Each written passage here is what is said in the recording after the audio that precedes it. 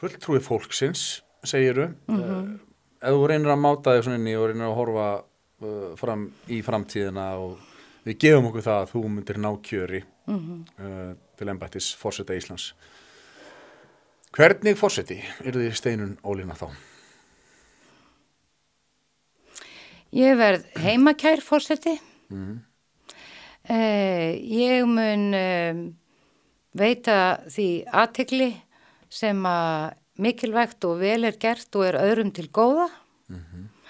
Ég mun reyna eins og ég get að í ræðu og riti að fara fram á það að við séum betri hvert við annað og forseti getur gert slíka hluti.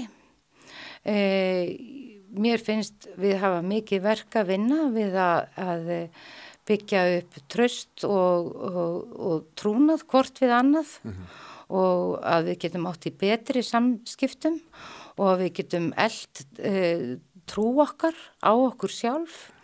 Við getum öll hvatt fólkið í kringum okkur til dáða og allir í samfélaginu eru mikilvægir og ég myndi vilja beita mér fyrir því að fólk finni fyrir því að allir eru einhvers virði og þeir jaðarsettu fengju uppreist æru innan samfélagsins og þeir sem að eigum sárt að binda fyndu það að það væri manneskja í brúnni sem að glemdi þeim ekki og væri ekki með fókusinn einhverstaðar allt annar staðar.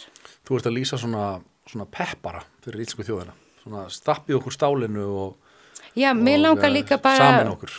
Já, mig langar að vera það og mig langar að við getum átt kærleiksríkari samskipti og mér finnst okkur skorta það bara að sýna hvort öðru meiri ást og meiri hlýju og það finnst kannski einhverjum það barnalegt en ég trúi því að ástin sé sterkasta aflið í heiminum.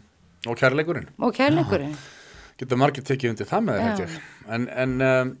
En það þarna og verðmætin finnst mér liggja í fólkinu og í því sem í okkar sköpunarkrafti vegna þess að allar manneskjur hafa sköpunarkraft og við þurfum svolítið að breyta okkar verðmætamati. En það þarna ákveðin hlutverk sem að forsetar hafa gengist upp í og minna það til dæmis að tala máli þjóðarinnar á erlendri grundu og tala jafnvel máli fyrirtækja íslenskra eða íslensku hugvits eða þekkingar og svona vera svolítið svona fulltrúi á þjóðar.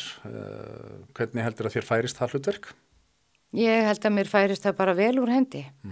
Ég á mjög auðvelt með að ég fljót að læra og tilenga mér hluti og hlutverk forseta ekki að glansa sjálfur.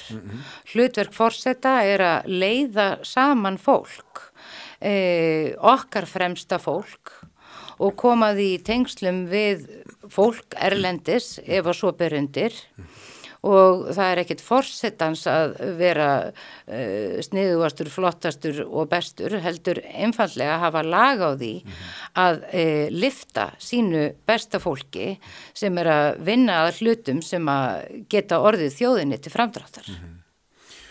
Já, af því þú segir þetta, því að sumum finnst og við höfum náttúrulega við höfum alveg reynsla slíku að þar sem að forsetar hafa gerst raunverulega einhvers konar útflutningsstjórar fyrir íslensku þjóðina og það auðvitað einn hluti af starfi forseta en mér finnst forseti ekki geta verið eingöngu í því. Verði ég forseti þá verði ég mjög trygg mínum heimavelli en ég bara mun gera mitt besta og vanda mig við öll þau embættistörf sem eru mörg hver bara formsins vegna eins og þú veist en það stjórn landsins í höndum ríkisstjórnar ekki forseta.